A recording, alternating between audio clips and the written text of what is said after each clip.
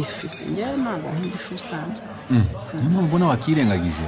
nyine numvisheho nka kuvongorera neza uko bimeze ariko ifi ni ibyawe akora kararyoshye cyangwa sheri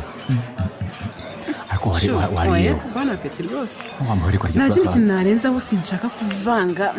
hatagira ikintu cyica mu nda hanjye cyangwa kuri aka gafishe hano hantu ni heza mana yanjye we mbega shu si ubwo kuri aniversari yanjye aha ngaha niyo ushaka kuzagaruka noneho ibaze ko mbikubwiye nari ngutegereje ngo ndebe ko hari n'ikintu zibwire use wabyibuka agashu niba mbashe gusohokana ahantu nta kintu cyabaye wa mugani urumva kuri aniversari yawe ariko se bite ndategereje rebe noneho wasanga uzanjyana heza kuruta aha ngaha hari n'igihe twajya hanze y'igihugu merci beaucoup kabisa mwanzokanye ahantu heza mbese tumenya ahandi hantu hashya sharika rero mubwiye sibyo twagize umunsi mwiza cyane hari ikintu ushaka ko tuganira rero sibyo kandi umbabarire unsubize neza kandi ubitekerejeho nditeguye sibyo ariko agatima kagizemo akoba se kihumura ni ibiganiro bisanzwe be free nawe unsubize nyine ntabyo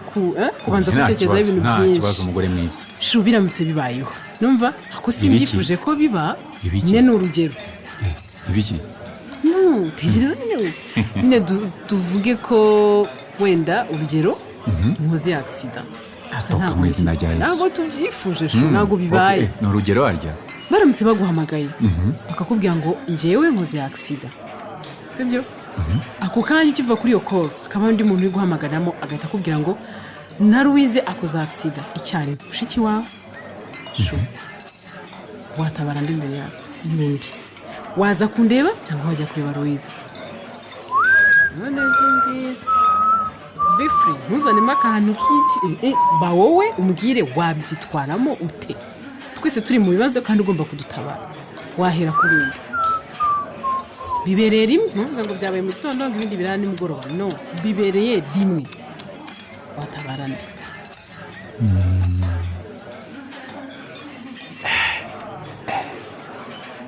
kumbajije ikibazo gikomeye cyane ntabwo gikomeye ni ibintu byoroshye we mbwira nyine wabyitwara mute shushanya nawe urebe urabona wabitwara wajya kureba Louise cyangwa waza kureba njyewe biga biroroshye sheri mbwira reka muhe igisubizo kandi ndizera ko kakiri bukunyure sibyo Louise ni mushiki wanjye ndabizi kandi ninjye musaza we rukumbi agira ndabizi Fanny darling ni umugore wanjye kandi nta wundi mugore ngira nawe nta n'uwundi mugabo agira yewe twanarahiye yuko tuzabana ubuziraherezo kandi tuzatandukanywa n'urupfu ibyo bintu byose biraremereye rero umuhanga umwe yaravuze ati ugiye kuzanamo ya mibare myinshi yawe wabigenza nyine ndashaka kugusubiza witamo ngo uko nabigenza rero ni uku nguku cyangwa Louise ibyo bintu biroroshye uko nabigenza rero ni uku nguku kubera yuko bitarabaho sinzi uko byagenda si byose si igisubizo cyiza ubwo se mu ishuri wabonaga angahe naruzuzaga wuzuza ute kandi utsinzwe n'ikibazo nk'icyo cyoroshye ahubwo noneho njyewe ikintu ubwo mbonye ngo biramutse bigenze gutyo wahita ucanganyukirwa ukicara aho ngaho ntugire n'umutabara ndetse n'ibyo wakora ari Louise ntiwajya kumureba ari njyewe ntiwajya kundeba uko ndabona amahirwe mfite nuko bitabaye ariko binabaye ahafi ni Karayesi none se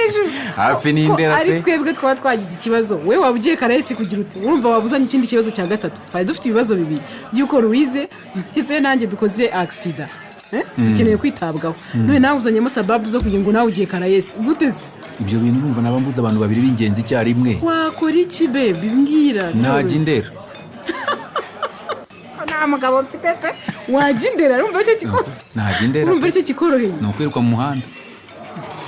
ashirire ko ibyo ngibyo si igisubizo washakaga nyine nsubiza akusa ibitekerezo neza nawe umbwira watabara nde mbere y'undi wajya kureba Louise cyangwa waza kundeba hitamo biroroshye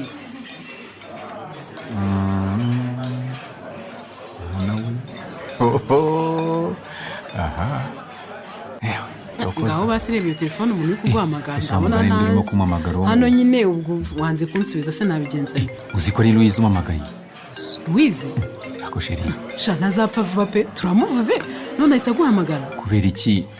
ahamagaye ari uko turimo kuvuga ibi bintu siko ngize ubwoba aho mura nta kibaye birabyara kuvuga bisanzwe kuganira mwitabe shyiraho parere numve se shu ariko ikintu abaye bigenze bite reka mwitabe halo